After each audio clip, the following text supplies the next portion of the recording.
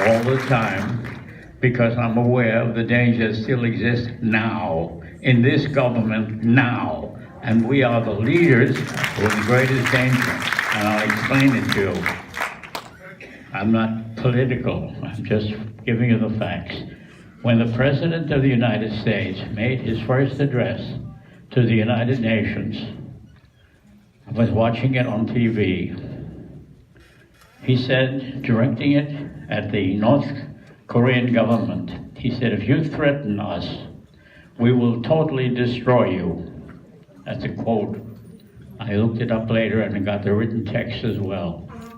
And I said to myself, my God, if you have seen the film, that was the excuse given by Otto Ollendorf, who killed 90,000 Jews.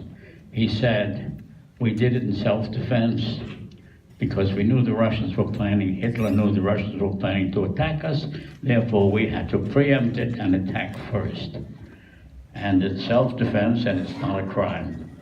This is exactly what the President of the United States was warning the North Koreans that he would do to them. The only difference is that I arranged for Mr. Ollendorf to be hanged by the neck for 8 minutes until he was dead for making that argument, because the judges said it was not a legal argument, it was an absurd argument. On that theory, you go around and kill all your neighbors because you're afraid somebody may attack you. And I didn't feel very good about it.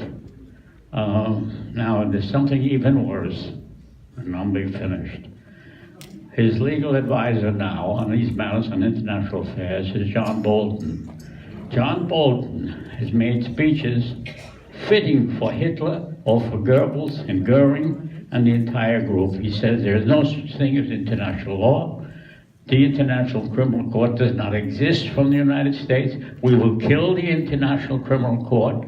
That is his policy, and he occupies an important position. What was not mentioned in this film is that we now have the capacity to kill everybody on this planet from cyberspace.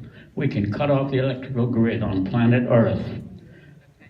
This is a danger to all of you. I hope you'll bear that in mind in your future action. So, no, we cut you off because we know people have questions. And you know, this young man here, who also practices law, is his son, Don. And in the audience is a woman that knows the film festival well because she also volunteers for us, his daughter, Nina. Nina, stand up for a second. Ben has 2 more daughters. He wants me to tell you. All born in Nuremberg. Says we had a little extra time. You racy guy, you. So does anyone have a question for Don or Ben? Sir, I'm going to repeat the question so we can all hear.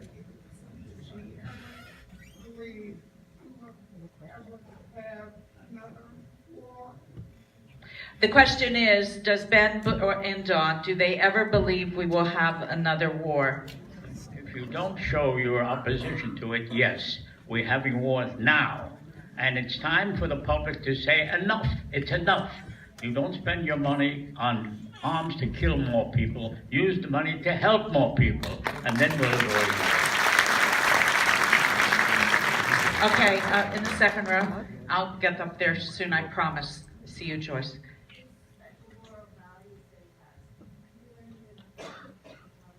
Great question. The special moral values you have, did you learn this in your home from your mother and father? Your moral values, did you learn them from your mother and father? We all learn our moral values from our mother. My father and my mother were divorced at an early age. Okay, so here. Was Hermann Goering in a different trial? Hermann Goering was in a different trial. He was in the International Military Tribunal, the quadripartite trial, where the Russians were and the French and the British joined the Americans. What I was describing were the subsequent trials conducted by the United States as the complaining party.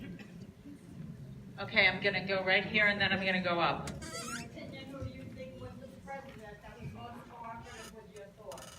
Who is the president of the United States that was the most cooperative with your thoughts, the way you think about law? What did you say? Who is the president that is the most cooperative with your thoughts? Every president who wants to get elected tries to pretend that he's against war. But in fact, they're not against war because they want to get reelected. And we have glorified war for centuries, and it's going to still take some more time to change the mind of the people, adequate to change the mind of the politicians. To that question, I would add that in 1946, Harry Truman stood before the General Assembly, and he looked out over the assembly and he said, "I remind you that 23 members of this body have already bound themselves to the law of the Nuremberg Charter and Judgment that says that anyone who wages aggressive war is committing what he called in his speech a crime against humanity." And then he went on to say, "for which they will be brought before the bar of international justice." So I would say those align very, very well with the thoughts post-Nuremberg as to advancing the rule of law in the world. Thank you. That was the answer to my question. Right there. I just wanted to ask you, sir, with all those Nazis that were being tried, how many of them actually faced the death penalty and died? Of all the Nazis that were being tried, how many, in the Nuremberg trials, how many actually faced the death penalty and were hanged? It varied in different trials. In the Einsatzgruppen trial, we had 22 defendants. 14 of them were sentenced to death. 4 were actually executed. The rest of them were released for reasons of clemency after a few years in prison.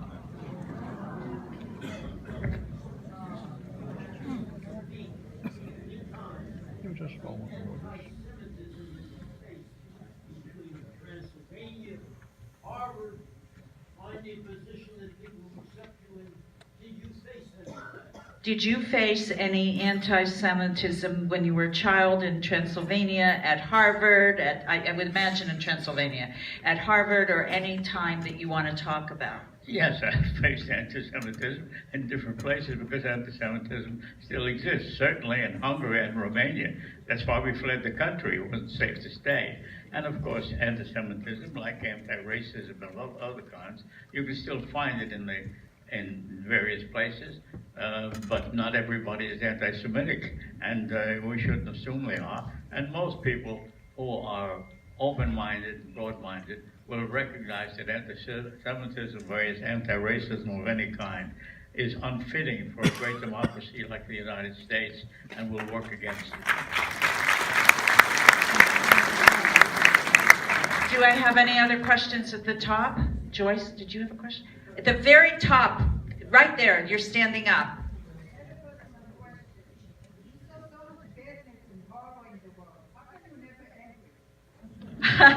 Great question. There's so many bad things in the world. How come you're never angry? Doesn't get you anywhere. I'm so angry that I'm furious, but that doesn't help. You can be furious about things, but then do something about it. And everybody can do something. I was a poor little guy from Pennsylvania. I did my best, and I'm still doing it. So excuse me if I rush home. I still have work to do tonight.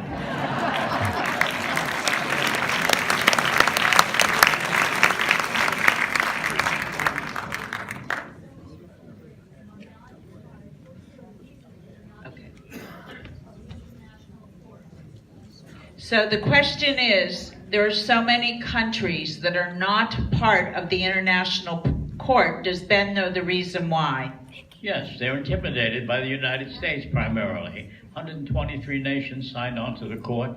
The United States was among a handful of opposing it, and being warned by anybody who supports the court will incur the anger of the United States, which means the sanctions against the countries as well. So the United States has been a principal roadblock. Instead of carrying out what Justice Jackson thought was a rule for all people, in which President Dwight Eisenhower, Commander-in-Chief, Supreme Commander during the war, who knew about wars when he was president, he warned that in a very real sense, the world can no longer rely on force. They must turn to the rule of law. And I have been guided by him, and not by John Bolton, who says we have to go and declare the court is dead, and give no support to anybody who supports the court, and we will rescue anybody who dares to be arrested by the court. We will use all necessary means.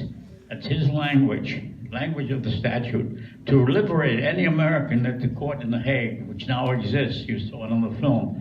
And I was there for the first case as well. We threatened to invade them. That's ridiculous. Why are we going back to primitive times? It's a horror. John Bolton is a threat to the United States. Okay, so we're going to do one more question. There was the lady over here. No? Okay, sir in the blue. Yes. Question is, looking back in time, in 45, when we dropped the atomic bomb, would Harry S. Truman be considered a war crime? Say again, looking back at Back in 1945, when we dropped the atomic bomb on Japan. Okay, A war crime. got it. So when we were in 1945, when Harry Truman dropped the bomb, is it a war crime? The dropping of the bomb was not a war crime because we didn't have a court at that time to even deal with the problem. It, of course, is a crime against humanity to kill innocent people. In the case of Japan, they refused to surrender, even though threatened with a bomb. And it was a very difficult choice for the President of the United States, Truman, to make up his mind, you have to drop the bomb. That didn't make him a war criminal, because under those circumstances, it seemed to be the only way of putting a stop to the killing that was going on throughout the world. Okay, I want to thank Ben Ferencz and Don Ferencz for being here. You are an inspiration to us all.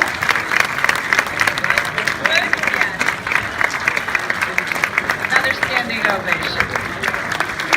Thank you. Thank you all for being here.